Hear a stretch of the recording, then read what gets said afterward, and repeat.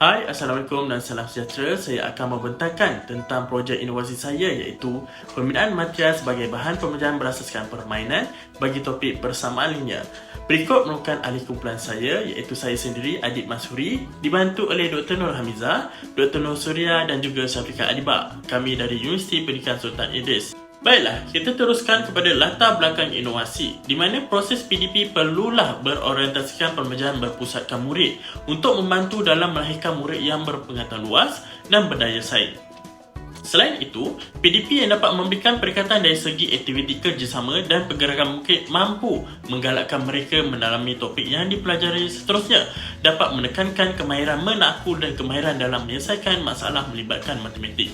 Seterusnya, pelaksanaan PDP pada hari ini juga masih melaksanakan kaedah chalk and talk berbanding pembelajaran abad ke-21 yang memerlukan guru bertindak sebagai facilitator. Selain itu, keadaan pentaksiran tradisional akan mengurangkan keserongan dan kemerahan alam persekolahan sehingga sekolah disamaratikan dengan belajar untuk menghadapi peperiksaan. Baiklah, kita teruskan kepada kebergunaan kepada pelajar ataupun guru. Permainan material dapat melatih murid akan sikap bekerjasama dalam kumpulan untuk penyelesaian masalah matematik semasa permainan jalakan.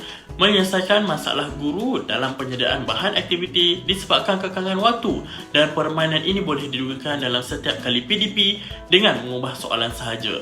Mentafsir pemahaman belajar secara berterusan di setiap topik atau keseluruhan topik, menguji pemikiran murid tentang soalan matematik dan mengaplikasikan konsep matematik melalui permainan ini. Seterusnya, mendedahkan murid tentang tokoh matematik dan sejarahnya bagi memupuk sikap menghargai ilmu.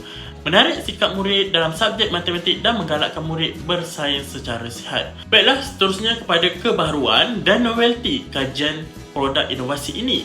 Aktiviti permainan material mengandungi dua unsur iaitu alatan dan peraturan permainan di mana kedua-dua perkara tersebut menggunakan unsur matematik. Seterusnya, aktiviti soalan material merangkumi tiga unsur utama iaitu sejarah matematik, simbol matematik dan prinsip matematik yang digunakan untuk menjalankan aktiviti seterusnya.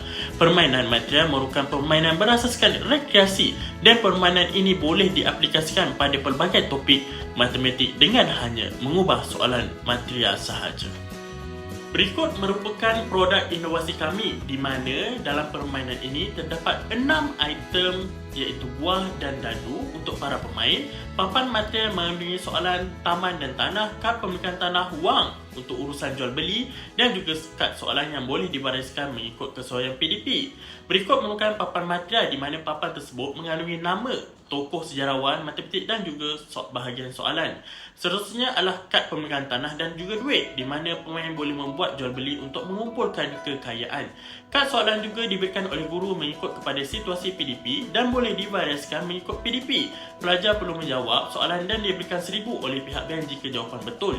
Jika salah tidak menjawab, pelajar perlu membayar 2000. Permainan ini adalah berkonsepkan pengembaraan di mana pemain di dalam papan permainan yang disediakan. Dalam permainan ini, pemain perlu membeli harta dan mendapatkan keuntungan daripada soalan serta menyewakan harta mereka sehingga kekayaan para pemain menjadi berlipat ganda.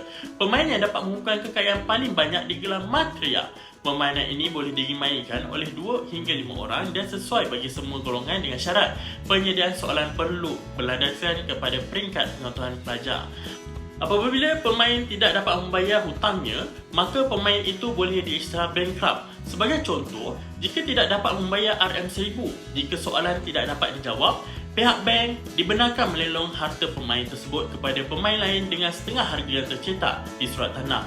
Apabila kesemua pemain sudah berhenti, pemain yang terakhir masih tinggal akan digelar matria. Jika pemain dalam masa jangka pendek, pemain yang mengumpul harta paling banyak akan digelar matria.